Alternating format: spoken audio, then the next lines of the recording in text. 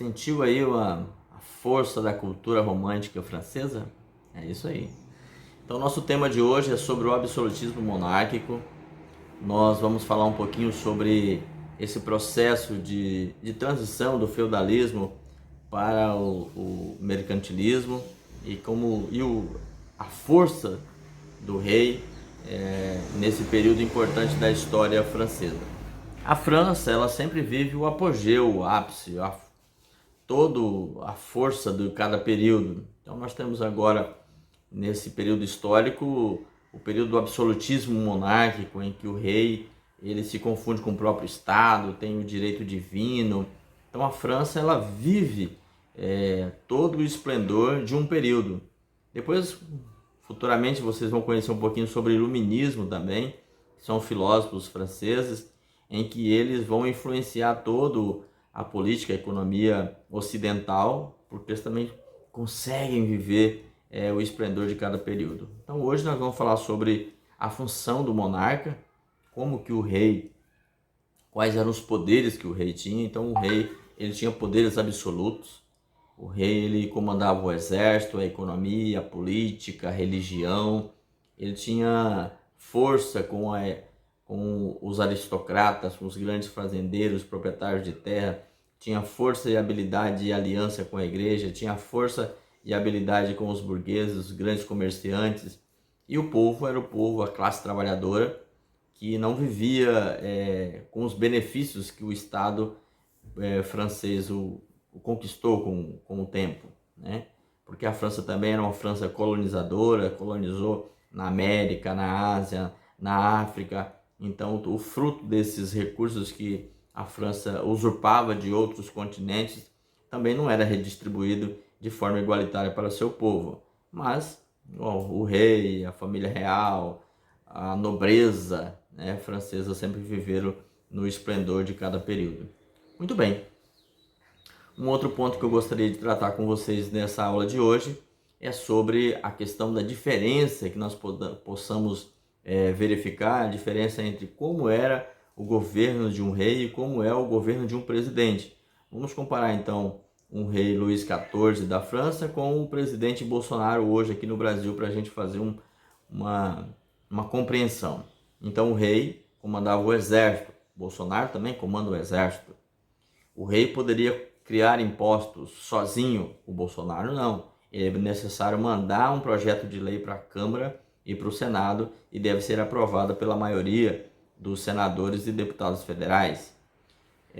Essas leis também, esses novos impostos, eles não podem ser inconstitucionais, ou seja, eles não podem ferir a Constituição brasileira, porque aí o Supremo Tribunal Federal, que é o pilar do Poder Judiciário, também pode intervir. Então vocês percebem que o Poder Executivo do Bolsonaro, com o Poder Legislativo do Congresso Nacional e o Poder Judiciário do Supremo Tribunal Federal, eles têm que estar em harmonia.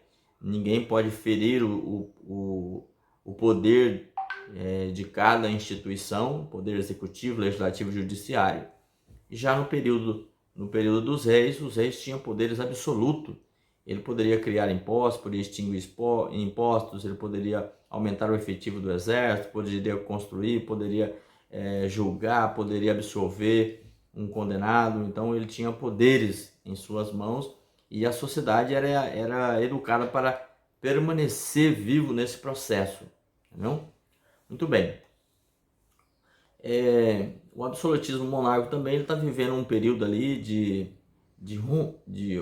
está rompendo com o feudalismo. O feudalismo que é um período anterior da Europa, em que com a queda do Império Romano em 473 depois de Cristo, nós temos ali a chegada de outros povos do norte da Europa, os chamados bárbaros pelos romanos, mas esses grupos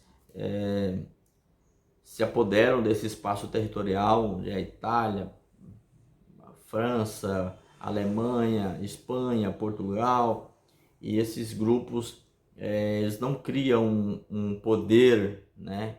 Eles não tomam o poder romano e se mantêm no poder. Na verdade, o poder romano ele se extingue e os próprios aristocratas, os grandes proprietários de terras, que acabam assumindo o poder sobre a população e sobre os bens de produção do seu período. Ou seja, as populações ainda eram rurais, viviam no campo, as cidades eram pequenas, as cidades não tinham proteção policial, por isso as pessoas preferiam viver no campo sobre a proteção do senhor feudal e trabalhavam na terra para garantir o sustento da sua família. Com o fim do feudalismo, né, que foram a formação de núcleos urbanos, os burgos, as cidades, nós temos um novo momento importante para a sociedade europeia nessa transição. Então as cidades começaram a crescer, o comércio começou a crescer e os reis começaram a ganhar força com a burguesia e os senhores feudais começaram a perder espaço e poder na Europa. E a cada período em que os reis estavam assumindo mais poder, centralizava o poder sobre ele, e isso melhorava as condições de vida, pelo menos nas cidades, porque o rei conseguia garantir a proteção às pessoas que viviam no seu país. E isso transformou radicalmente o feudalismo para o mercantilismo, né, que é o sistema econômico estabelecido pelos monarcas. Pois bem, durante esse período nós temos aqui uma discussão sobre os direitos humanos. Então, os direitos humanos é a dignidade da pessoa humana. A pessoa, ele tem direito à liberdade, tem direito a se expressar, ele tem direito a lutar pelos seus sonhos, mas também tem deveres com o Estado, né? De trabalhar, contribuir, pagar seus impostos, entendeu? Ser um cidadão honesto, não se envolver com confusões. Então, há os direitos e deveres do ser humano. E aí se espera do Estado para garantir o mínimo, né, de liberdade, de igualdade jurídica, para que as pessoas possam ter as suas condições mínimas de exercer a sua cidadania. Esses direitos humanos é uma coisa bem nova, né? Assim, do ponto de vista do período que nós estamos falando do absolutismo, século XV, XVI, XVII, XVIII. Os direitos humanos, eles nasceram após a Segunda Guerra Mundial, porque o Holocausto, a morte dos judeus, a morte do grupo antinazista, né, que foram milhares e milhares de pessoas que foram mortas nos campos de concentração na Alemanha, fez com que a sociedade tivesse que se reunir e criar um código de leis e normas com o objetivo de proteger a vida, porque a Segunda Guerra Mundial foi o horror, o maior horror estabelecido de luta por territórios, dinheiro, armas e poder entre os países. Então essa norma, esses direitos humanos foram criados em 1948, após a Segunda Guerra Mundial.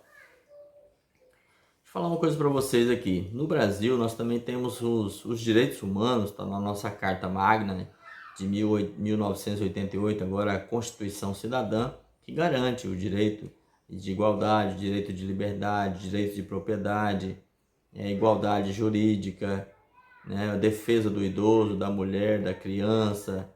Então nós temos uma gama de leis que protegem as chamados grupos mais vulneráveis, né?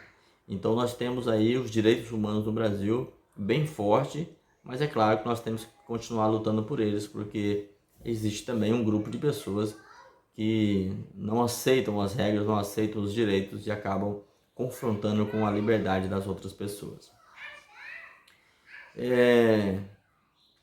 Os personagens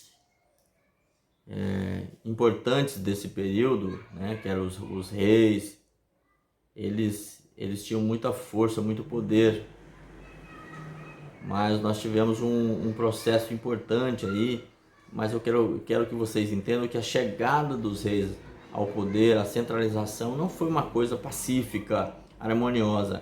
Houve muitos conflitos entre senhores feudais e camponeses, entre católicos e protestantes, entre burgueses e consumidores. Então não foi algo pacífico e harmonioso, foi conflitante, né? Grupos que gostaria que permanecesse o modelo feudal, grupos que gostaria do progresso no mercantilismo. Então essas lutas por interesses acabaram criando vários conflitos. Nós temos aqui alguns teóricos importantes desse período. Um deles é Thomas Hobbes. A sua teoria não é ligada à teoria do direito divino, ele é mais ligado à lógica, à razão. Mas ele entendia que a centralização do poder na mão de um monarca e a criação de um Estado moderno era algo muito importante, porque isso daria ao Estado, às pessoas que viviam em cada nação, uma proteção que o Estado, através de um governo centralizador, poderia oferecer a toda a população. Já outros autores, eu até peço para vocês aqui nas questões para responder quais são os outros autores que falam sobre o poder do direito divino dos reis, e isso tinha uma força muito grande, porque a Igreja Católica, que era a igreja oficial do Estado, ela alicerçava esse propósito de que os reis eram escolhidos por Deus.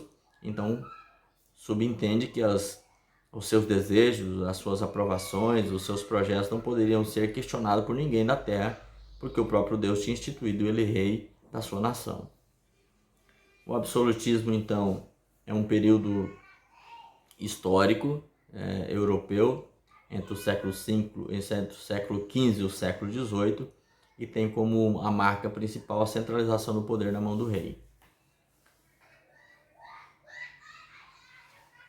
A nobreza, que eram os senhores feudais, acabaram sendo beneficiados por isenção de impostos e acabaram se tornando aliados do próprio rei.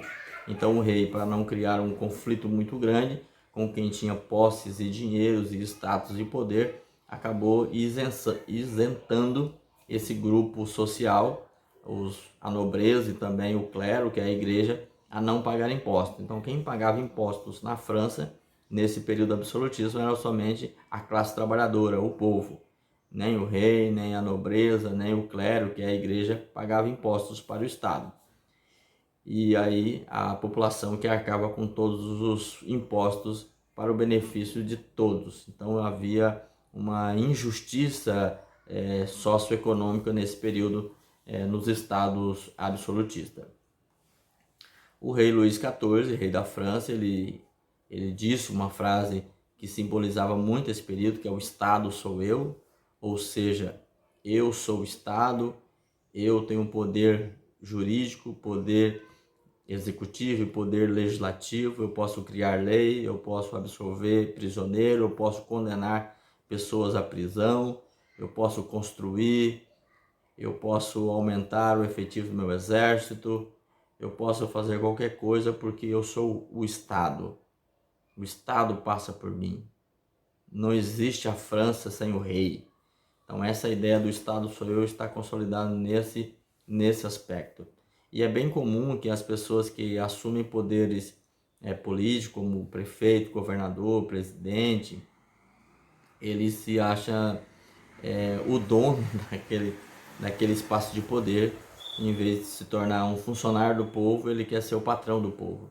Há uma mudança, mas isso não é a função que faz isso, é o status, é o poder, é a condição humana de não entender que é um servidor importante para o povo, em vez de ser um patrão para o povo, o melhor caminho é ser o servidor e não o patrão, porque quem paga os impostos é o povo, e nós temos como se fosse um gestor de um fundo que deveria beneficiar toda a população.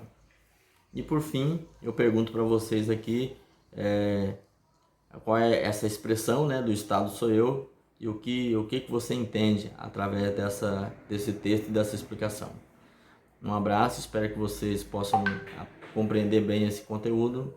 Fiquem todos com Deus.